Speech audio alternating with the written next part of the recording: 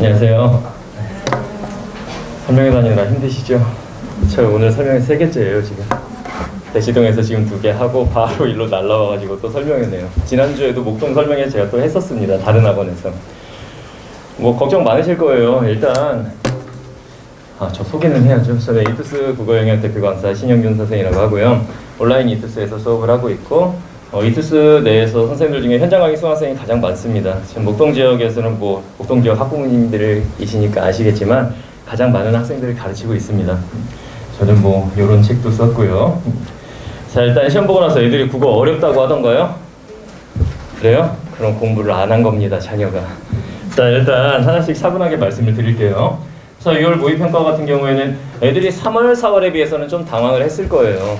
나는 3, 4월이나 뭐 비슷하게 본 것 같은데 왜 100분위가 이렇게 낮게 나오는 거지? 뭐 이런 생각이 들 수 있는데 재수생들 들어갔잖아요. 그리고 원래 반수생들이 6평을 많이 안 봐요. 학기 중이기 때문에. 9평에 이제 들어가는 건데 지금 대학생들 같은 경우에 학교를 정상적으로 못 다니고 있죠. 그래서 반수를 마음먹은 애들도 많이 봤어요. 그러니까 수능 모집단에 굉장히 가까운 숫자가 이번에 평가 모의고사를 응시를 했습니다. 그래서 본인의 어떤 객관적인 위치에 3, 4월 모의고사 가지고는 모르는 거죠. 사실 강력한 애들은 재수생, N수생 애들이기 때문에 그 친구들하고 이제 성적 확산이 된 거죠. 그리고 중요한 거는 3월, 4월 교육청 모의고사는 교육청에서 출제하는 거고 수능은 교육청에서 출제하지 않죠. 평가원에서 출제를 하는데 이번에 시험지 순서부터 해서 다 뒤바뀌었습니다. 그래서 올해 수능이 이런 방향으로 가겠구나를 보여주는 첫 번째 시험이었던 거죠. 그런 점에서 좀 의미가 있습니다. 자, 이거 한번 보여드릴게요. 국어영역 응시 인원이 이거 보면은 우리 애가 오늘 잘하면 올해 대학 갈 수 있겠구나 이런 생각이 드실 거예요. 3년 전만 해도 이제 60만 명이 육박을 했어요. 그런데 재작년에 54만으로 줄더니 작년에 이제 처음으로 50만 명 밑으로 줄어들었지요. 그리고 거기서 한 1000명 정도 더 줄었어요. 점점 아이들의 숫자가 줄어들고 있잖아요. 그리고 이렇게 6평 응시 인원을 보면은 아이들 숫자는 줄어드는데 그에 비례해서 이제 대학 모집 정원이 줄어들었느냐? 그렇진 않습니다. 그러다 보니까 이제 지방에 있는 어떤 학교들은 모집 정원을 못 채우는 뭐 이런 뉴스도 보셨을 거예요. 상위권 대학을 애들이 가기 위해서 공부하기 때문에 그쪽은 이제 경쟁이 치열한 건 맞지만 그래도 예전보다는 훨씬 대학 가기는 좀 수월한 그렇다는 게 이 숫자로 드러납니다. 그죠? 그리고 무엇보다 이거 잘 보시면 난이도 애들은 국어가 왜 이렇게 어렵지 하면서 난리가 났습니다. 근데 실질적으로는 제가 판단하기엔 굉장히 적절한 난이도로 출제가 됐다고 생각이 돼요. 자, 이제 촬영을 준비하면서 해설 강의 촬영을 준비하면서 딱 이제 끝나고 나면은 촬영이 끝난 게 아니라 준비가 끝나고 나면은 선생님들하고 막 이제 전화를 합니다. 아직 등급컷이 나오기 전에 등급컷은 이제 저녁 6시부터 뜨기 시작하는데 그 이전의 일이 저는 이제 메가 선생님이나 다른 사이트 선생님들하고 친해서 막 전화를 하면서 어땠어 다 얘기를 해요. 모든 선생님들의 얘기는 뭐였냐면 너무 쉽지 않나? 이런 얘기가 나왔었어요 처음에는. 그래서 저도 이제 쭉 문제를 풀어보면서 그렇게 쉽진 않은데 그래도 적당하다 무난하네 라고 생각을 했어요. 1등급 컷이 언어 매체 기준으로 그래도 90점대 초반은 뜨겠구나 라고 생각을 했는데 결과적으로는 이렇게 나왔죠. 제가 설명할 때마다 항상 말씀을 드리는데 지난주에 혹시 설명회 오셨었나요? 그죠? 그때 계셨던 것 같아요. 제가 항상 말씀을 드리는데 올해 아이들 학력 수준이 심각해요. 뉴스 같은 데 많이 나왔었잖아요. 코로나 세대 아이들 학력 수준 심각하다 막 이렇게 나왔었는데 교육청에서 나오는 얘기는 뭐냐면은 6.25 이래 최저 학력 수준이라는 얘기가 지금 나와요. 제가 작년 애들을 가르치면서도 좀 놀랬어요. 뭐 이런 애들이 있나? 라는 생각을 했었는데 올해 아이들은 그걸 1년 먼저 겪기 시작한 거죠. 작년부터 학교도 제대로 못 다녀. 공부 뭐 학원도 막 온라인으로 하고 이래버리니까 그래도 우리 애는 인강으로 공부 열심히 했습니다 라고 생각을 하시겠지만 제가 이투스 온라인 대표 강사입니다. 제 아이디로 들어가면 뭘 볼 수 있냐면 학생들의 온라인 완강률을 확인할 수 있어요. 우리나라 아이들 인강 딱 요즘 무한패스 시대이기 때문에 막 사달라고 하죠. 엄마 메가패스 끊어줘. 대성마이맹 패스도 있으면 좋겠어. 뭐 이렇게 한단 말이죠. 그리고 막 교재를 여기저기서 막 주문을 시켜요. 그 교재 한번 들여다보세요. 요즘 아이들의 취미는 교재 수집이에요. 교재를 모아놓으면 뭔가 마음이 안정되고 뿌듯한가 봐요. 그 책을 넘겨보시면 앞에 좀 들은 것 같다가 중간부터 하얀색일 거예요. 다시 말하면 인강 완강률이 지금 우리나라 인강 완강률이 13% 정도. 다시 말하면 10명 중에서 그 강의 시작해서 끝까지 그 책 끝까지 듣는 애들은 한 명 조금 넘는다고 보시면 돼요. 그러니까 애들이 컴퓨터 앞에 앉아갖고 뭔가 공부하는 것 같죠? 사실 그거 좀 믿기 그렇습니다. 제가 인강 강사지만도 또 그런 생각이 들어요. 그래서 아이들은 이제 현장에서 눈 마주치면서 공부하는 게 가장 효율적이긴 합니다. 자, 이 등급과 보시면은 언매가 3월도 그랬고 4월도 그랬고 이번에도 점수가 더 낮은데도 같은 등급을 받죠? 이유는 하나예요. 언어와 매체 선택자들의 공통 영역 점수가 화작 영역 공통 점수보다 더 높은 거죠. 더 쉽게 말씀드리면 이쪽에 상위권 학생들이 많이 와 있다는 얘기죠. 문과에서는 뭐 화작이나 언매는 거의 반반인 것 같은데 이과 상위권 학생들, 의대를 목표로 하는 친구들은 전부 다 언매를 선택했다고 보시면 돼요. 문과 애들이 국어를 더 잘할 것 같죠. 문과 하면은 국어 과목이니까. 이과 상위권과 문과 상위권을 비교해보면 이과 애들이 국어를 더 잘해요. 아니, 기본적으로 이과 애들이 다 공부를 더 잘하더라고요. 그러니까 의대 가려는 애들이 이쪽으로 많이 몰리다 보니까 이과 상위권 학생들이 표준 점수를 잘 받기 위해서 이쪽을 많이 선택을 했습니다. 그러다 보니까 이런 결과가 나왔어요. 이거 보고 애들이 무슨 얘기를 하냐면 6편 끝나고 나서 선생님 저 화작인데 저 언매로 바꿀까 봐요. 이런 애들이 생겨요 지금. 그래갖고 화작 몇 개 틀렸는데 그랬더니 다 맞았대요. 그러면 너 왜 언매로 바꾸려고 그러니? 언매 다 맞으면 표점이 더 높잖아 이러더라고요. 맞아요? 그래서 제가 물어봤어요. 너 언매로 옮겨서 다 맞을 자신 있니? 그랬더니 그건 아니에요 그러더라고요. 그럼 바꾸면 안 됩니다. 자, 여기서 만약에 다 맞은 애가 일로 옮겨서 2개 틀렸다. 그러면 더 안 좋은 결과가 나오는 거예요. 그래서 본인이 이제 그런 거는 잘 판단을 해서 이제 결정을 해야 되겠죠. 자, 최근 3년간 평가원 모의고사와 수능 이거를 비교해 보시면은 이렇게 되어 있습니다. 이거 왜 보여드리냐면은 학부모님들께서 선생님 수능은 이 난이도하고 비슷하게 나올까요? 이렇게 저한테 질문 많이 하세요. 제가 뭐라고 그럴 것 같아요? 저는 몰라요. 아니 전문가시잖아요. 그래도 몰라요. 만약에 어떤 설명회를 갔더니 올해 수능은 이 시험보다 어렵게 나올 겁니다 라고 하면 그 사람 사기꾼입니다. 아무도 몰라요. 출제 위원밖에 모르는 거죠. 근데 기본적으로 잘 보시면은 2020학년도에는 6월 평가원 모의고사 1등급 컷이 87점이었는데 수능은 1컷이 91점, 좀 더 쉬워졌죠? 그런데 작년 같은 경우에는 6평 때 91점이었는데 수능은 88점, 더 어려워졌죠? 왔다 갔다 합니다 이거. 모르는 거예요. 근데 평가원이 이 생각은 했을 거예요. 아니 이 정도로 난이도를 좀 낮춰갖고 출제를 했는데 작년 수능보다 쉬웠거든요. 이 정도로 좀 낮춰서 출제했는데 등급 컷이 왜 이러지? 역시 올해 애들 대박이구나. 이런 생각을 분명히 했을 거예요. 그러면은 아 이보다는 살짝 어렵게 가자 이런 생각은 했을 수는 있어요. 근데 그거 같은 경우에는 9월 평가원 때 반영이 되는 거죠. 그래서 6평과 9평 아이들의 등급 컷을 보고 아 수능은 이렇게 내야 되겠다라고 결정을 하게 되겠죠. 수능이 어떻게 될 거라는 건 아무도 모르는 겁니다. 자, EBS 연계 비율 이게 중요하죠. EBS 연계가 올해부터 몇 프로로 줄었죠? 50%입니다. 이게 지금 보니까 오늘 대치동 설명회를 갔더니 이제 거기 가면 선생님들을 만난단 말이죠. 지금 커리를 다 뒤에 엎어버리고 있어요. 대치동 강사들이. 이게 무슨 말이냐. 작년까지는 EBS 연계가 70% 직접 연계였죠. 그런데 올해부터는 50% 뒤에 간접 연계라는 말이 붙었어요. 그러다 보니까 국어 영역 대치동에도 다 강의들이 뭐냐면 기출 계속 기출로만 돌립니다. EBS 이제 많이 효용성이 떨어질 거야 라고 해서 기출 중심으로만 가는데 저 같은 경우에는 학기 초 설명회 때도 분명히 말씀드렸어요. 국어는 원래부터 간접 연계다. 그러니까 간접 연계라는 말은 빼고 생각하시면 되고 50%로 연계 비율이 줄어든다고 해서 그러면 70% 연계될 때보다 50% 연계될 때 애들이 뭐라고 그러느냐.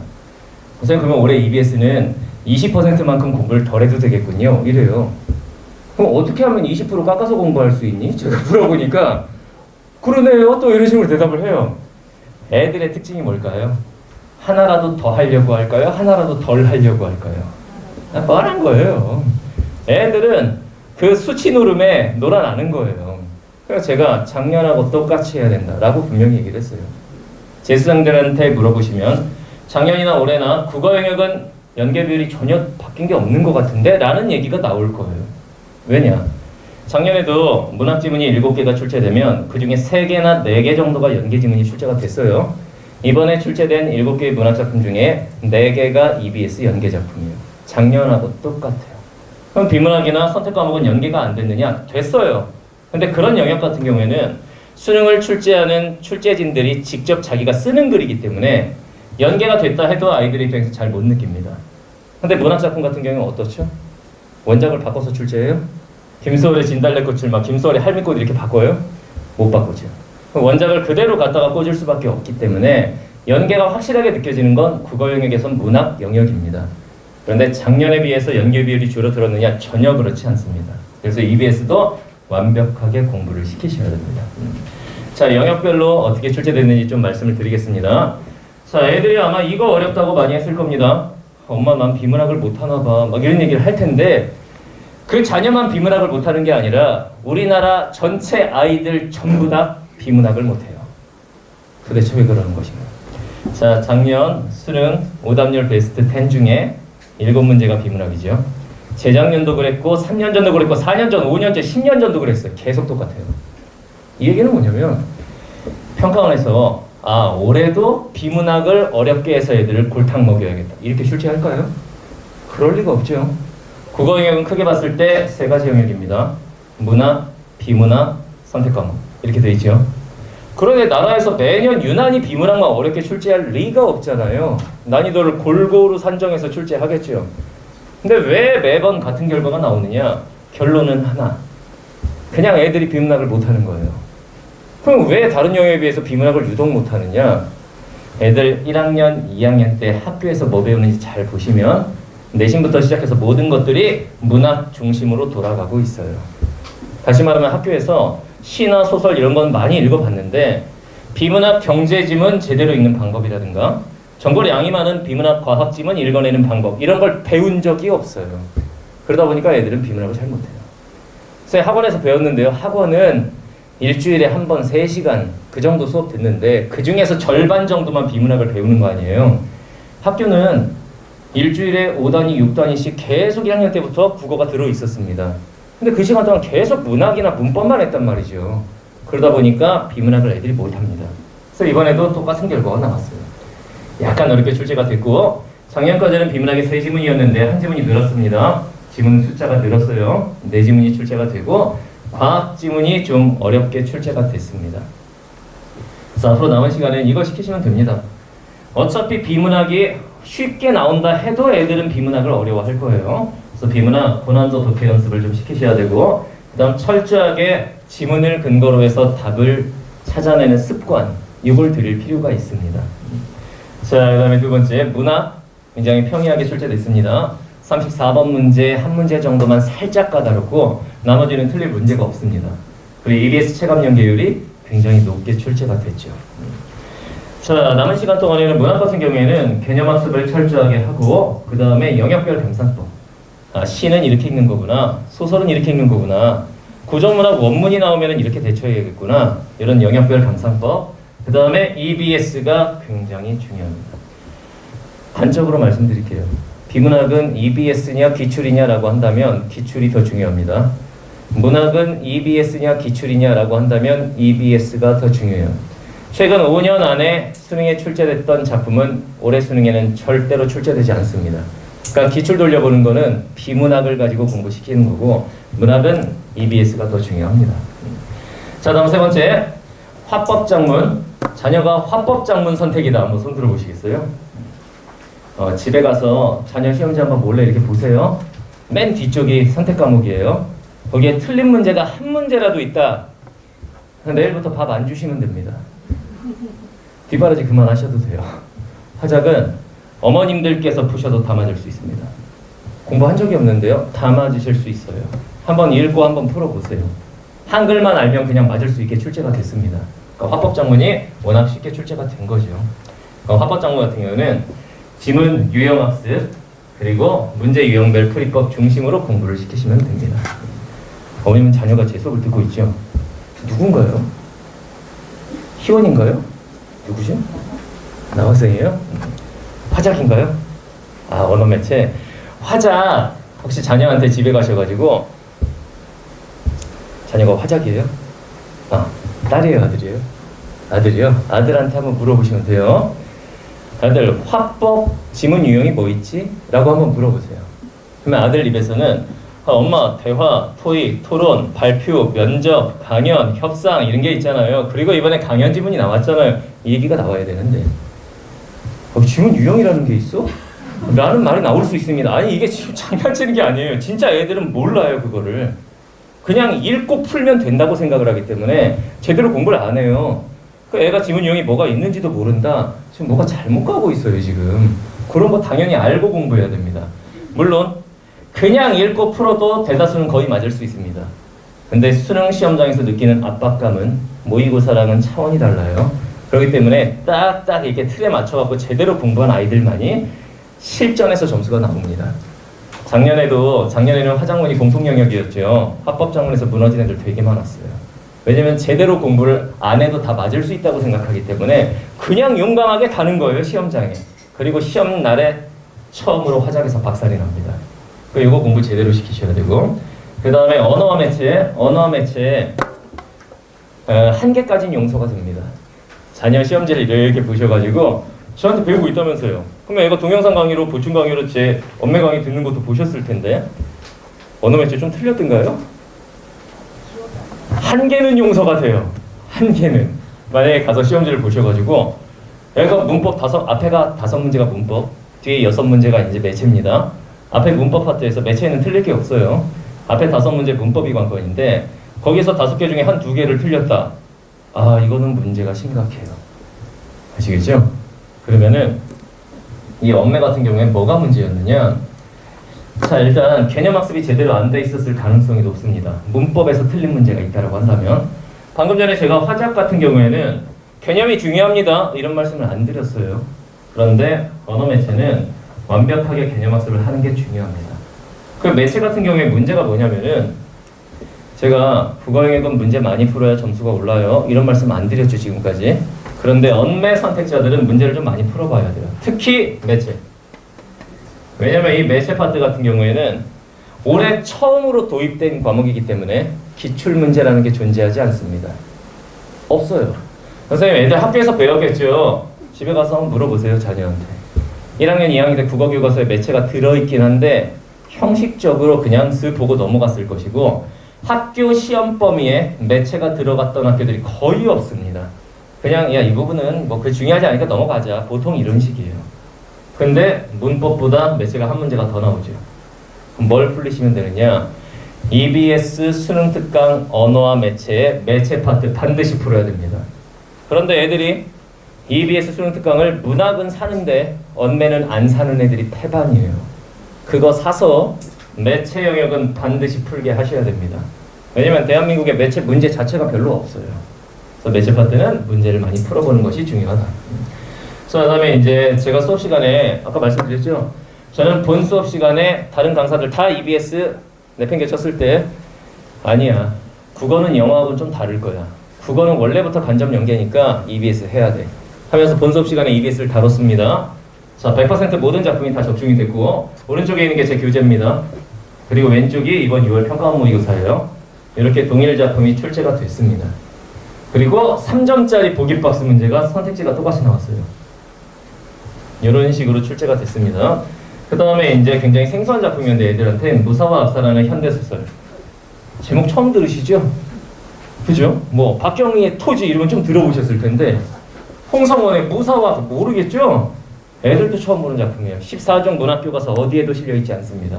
네, 제 교재에 이제 EBS 연계 작품이었기 때문에 이걸 다뤘습니다. 유지문이 출제가 됐고, 자, 그 다음에 고전시가 같은 경우에 윤리유곡. 이 작품은 저한테 배우는 자녀들한테 물어보시면 알 거예요.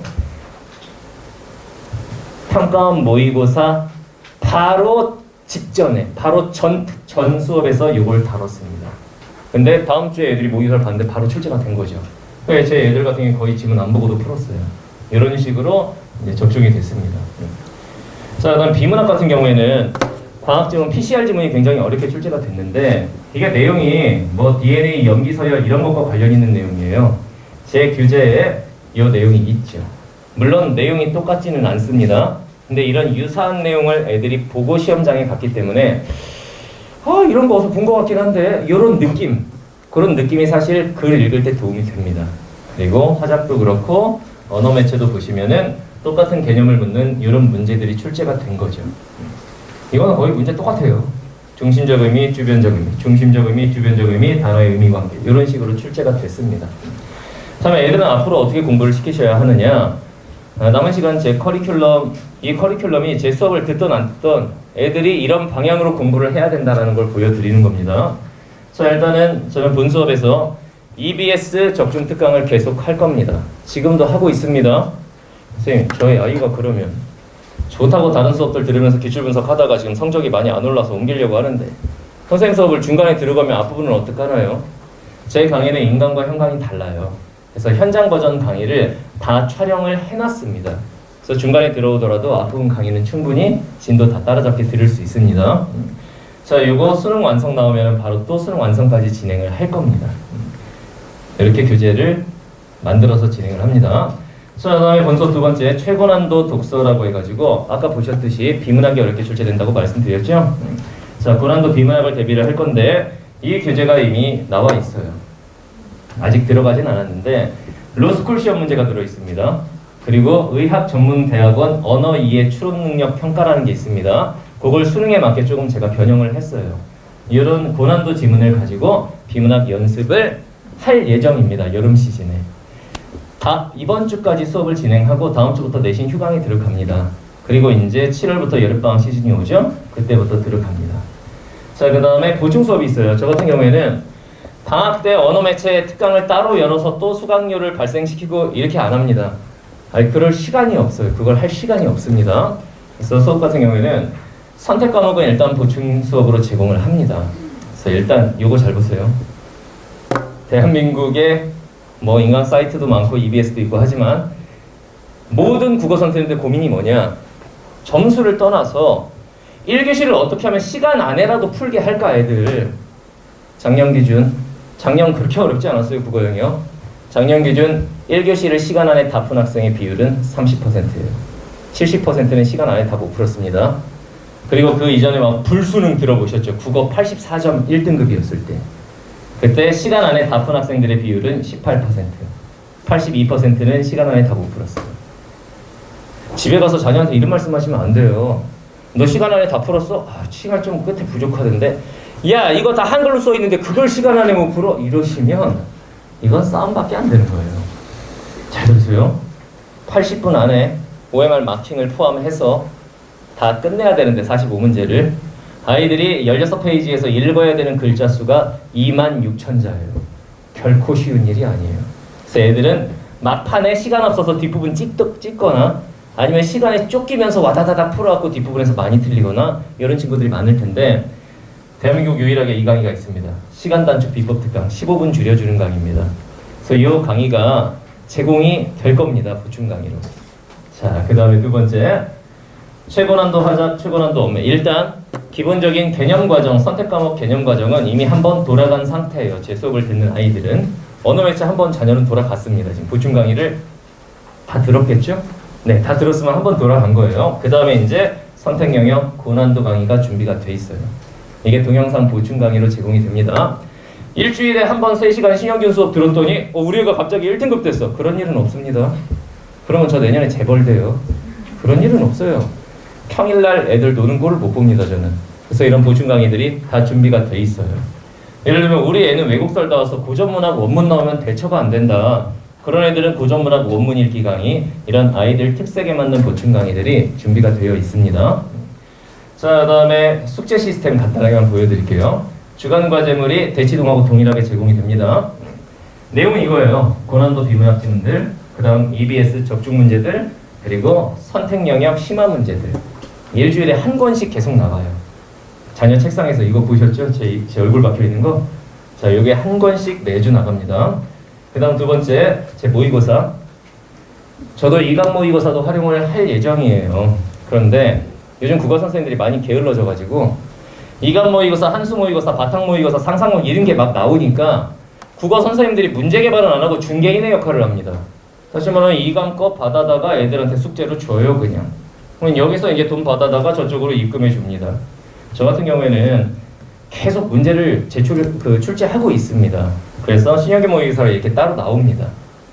제 모의고사가 나오고 있고, 숙제를 이런 식으로 철저하게 지문을 근거로 답의 근거를 자기가 잡아와야 되고, 지문 분석 정리를 스스로 해야 됩니다. 이렇게 숙제를 해서 제출해야 숙제 다 했음이라고 문자가 날아가요. 그리고 매주 숙제에는 이걸 쓰게 돼 있어요. 자아 비판 보고서입니다. 이번 주 숙제를 하면서 나는 화작은 이게 문제고, 문법은 이게 문제야, 문학은 이게 문제고, 독서는 이게 문제고, 이번 주에 내가 잘한 점과 잘못한 점. 설명해서 이제 학부모님들이 저한테 많이 물어보시는 게, 우리 애가 수학도 1이 나오고, 영어도 1등급이 나오고, 탐구도 1등급이 나오는데 국어만 3입니다. 저희 아이의 문제점이 뭘까요? 이렇게 물어보세요. 그걸 제가 어떻게 알아요? 애를 본 적도 없는데. 그죠? 답답해요. 더 문제는 뭐냐면은 애들이에요, 애들. 저한테 배우는 애들이 저한테 뭐라고 그러냐면, 선생님, 제가 선생님 수업 들으면서 3등급이었는데 2등급으로 올랐어요. 근데 1등급 맞기가 너무 힘들어요. 저의 문제가 뭐죠? 이래요. 그러면 제가 뭐라고 그러느냐? 마치 스님처럼 대답해요. 그게 바로 너의 문제다. 이렇게 대답을 합니다. 본인의 약점을 왜 선생님한테 물어보죠? 그걸 본인이 알아야지. 그래서 저는 매주 숙제에 이걸 쓰게 만들어요. 이거 쓰다 보면 본인이 알아요. 본인의 문제가 뭔지를. 그래서 여기다가 이제 제 직원들이 빨간색으로 이렇게 첨삭을 해가지고, 이런 경우에는 이렇게 공부해봐, 이런 문제 틀렸을 땐 이렇게 생각해야지 라고 첨삭을 해서 돌려보냅니다. 모든 숙제는 다 검사합니다. 어머니 문자 받아보셨죠? 숙제가 8가지다. 그러면 그 8가지 다 책피라고 해서 다 검사합니다. 학생들이 많아도 다 검사해요. 그렇게 해서 돌려보냅니다. 자, 그 다음에 세 번째 과제는 방금 보여드린 모의고사 철저하게 성적 분석을 해서 개인마다 각각 다른 클리닉 문제집을 받아갑니다. 네, 그러면 이렇게 돼 있어요. 이렇게 한 달에 한 번씩 이걸 받아보실 텐데, 부모님 확인 사인란이 있습니다. 이걸 안 받아오면은 혼나요. 이거 사인 하셨나요? 제가 잊어버려서. 아, 어머님께서 성적표를 잃어버리셨어요? 제가 사인을 해놨는데 그 다음 주에 가져가니까 제가 숙제가 아니니까 한 번씩 앞뒤로 먹었어요. 아, 그럼 이거 보시긴 하셨죠? 그럼 아이가 요렇게 중에, 우리 애가 여기 약한 애로 확인하셨죠? 네. 이게 영역별로 다 쪼개져서 성적을 내요. 다시면 우리 애는 시는 몇 등, 소설은 몇 등, 비문학은 몇 등, 선택 과목 몇 등 이렇게 나갑니다. 국어 영역 내 영역을 다 쪼개가지고 그 영역별 성적이 나가고, 그러면 이제 우리 애가 어디가 가장 약한지가 드러나죠. 그와 관련해서 매달 이것도 보셨죠? 애 이름 딱 박아가지고 문제집이 나갑니다. 한 달에 한 권씩. 이 책에는 기출문제는 단 한 문제도 없습니다. 다 제 연구실에서 제작한 문제들이에요. 그러니까 제 연구실에 학원 조교들 말고 제 연구실에 15명 정도의 직원이 따로 있어요. 이거 다 이제 제공이 됩니다. 그 다음에 어휘력. 국어는 영어처럼 언어를 다루는 과목입니다. 그렇다면 당연히 기본 베이스로 깔려야 되는 건 어휘력인데, 아이들은 국어 어휘가 중요하다는 생각을 별로 하지 않습니다. 영어 단어장은 갖고 다니죠. 영어 단어장은 막 이렇게 여러 번 봅니다. 국어 단어장을 가지고 다니면서 공부하는 애들 거의 못 보셨을 거예요. 아, 내가 한국인인데 왜? 이런 생각을 한단 말이죠. 아이들이 고전문학을 떠나서 비문학을 못하는 가장 큰 이유, 어휘력이 안 돼 있어요. 왜냐면 요즘 애들은 활자 세대가 아니라 미디어 세대예요. 어렸을 때부터 깨알 같은 글씨를 읽는 게 익숙하지 않아요. 화면 같은 거 켜놓고 뽀로로 같은 거 보면서 박수 치면서 쟤는 자란 세대이기 때문에, 이렇게 깨알 같은 글씨들이 쫙 이어지면 그냥 읽기를 싫어해요, 애들이. 왜냐면 읽다 보면 모르는 말들이 막 나오거든요. 영어 같은 경우에는 애들이 독해 과정에서 모르는 단어가 몇 개만 나와도 답답해하죠. 근데 국어 영역은 답답해하지 않아요. 그것 때문에 이해가 안 되는 건데. 저 같은 경우에 어휘를 굉장히 강조합니다. 그래서 매주 이 어휘책 숙제가 진행되고 있고, 지금 자녀는 이 책 한 번 다 받고 2번째 보고 있어요. 수능 볼 때까지 5번 볼 겁니다. 그리고 시험 현장으로 보냅니다. 자, 제 아이들은 뭐 요렇게 성적이 나오기는 했는데, 등급 하나 오른 애들이 꽤 많더라고요. 6월 평가원 모의고사 같은 경우에는 3월, 4월에 비해서 재학생 기준으로 3월, 4월에 2등급이었는데 이번에도 2등급 맞았다. 칭찬해 주셔야 됩니다. 왜냐? 재수생들이 들어갔는데 안 밀렸잖아요. 그건 성적이 오른 거예요. 만약에 이번에 우리 애가 3등급이었는데 2등급으로 올랐다. 걔는 엄청 잘 본 겁니다, 시험. 재수생 들어갔는데도 올라갔잖아요. 한 등급 정도 떨어지는 게 정상이거든요, 이번 시험은. 자, 그다음에 제 제자들 뭐 이런 애들, 목동에서 들은 애들 좀 보여드릴게요. 예, 지윤이라는 친구, 목동 문과, 요 양천구 그리고 요 목동 지역이 무슨 구죠? 강서구. 이쪽 합쳐가지고 수능 시험 제일 잘 보냅니다. 수능 전체에서 한 개 틀렸어요. 얘가 지금 제 조교를 하고 있고, 얘 같은 경우에는 수능 국어가 문제였는데 다 맞았습니다. 그리고 서울대 경영 노려볼 만한 게 아니라 서울대 경영에 합격을 했어요.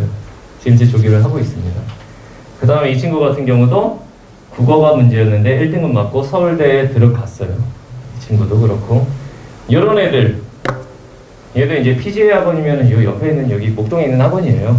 얘 같은 경우에는 9월 달에 왔는데 9월 달에 발등에 불 떨어지고 나서 온 거예요. 왜냐면 9월에 국어가 5등급이 된 거예요. 58점. 그리고 와가지고 2달 재수업 들은 거죠. 2달. 2달 동안 열심히 하긴 했는데 수능에서 1등급이 나왔어요. 그러면서 얘도 이제 뭐 좋은 결과를 얻었습니다.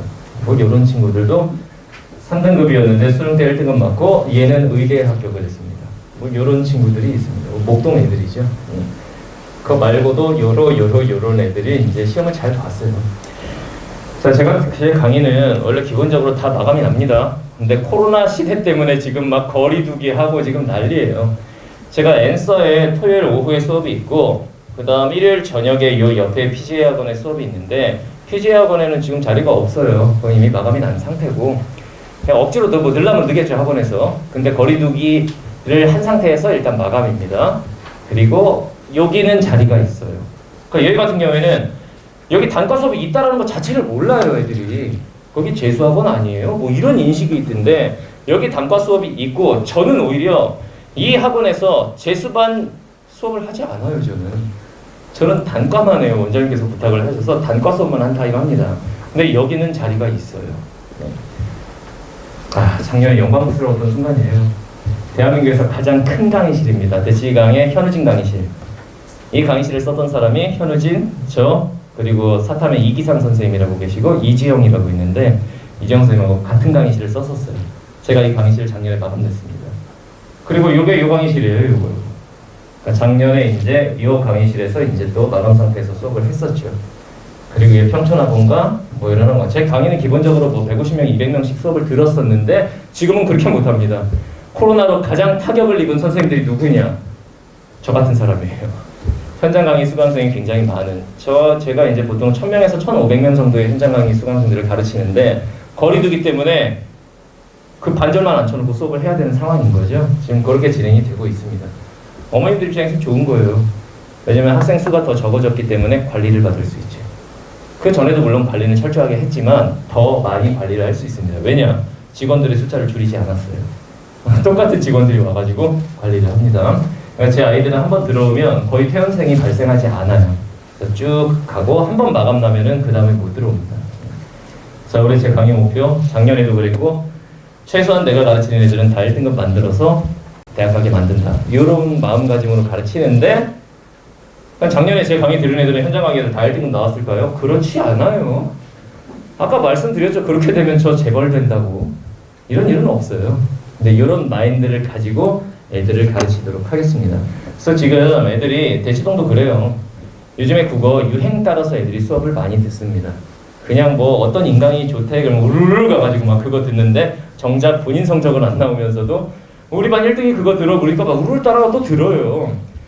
아이들의 성적을 실질적으로 올려줄 수 있는 그런 수업을 꼭 제 수업이 아니어도 좋습니다. 애들 유행 따라서 강의 듣게 하지 마세요. 실질적으로 시스템이 갖춰져 있고 어느 정도 우리 아이의 성적을 올려줄 수 있는지를 잘 따져보시고 그 다음 수업 듣게 하시면 되겠습니다. 감사합니다.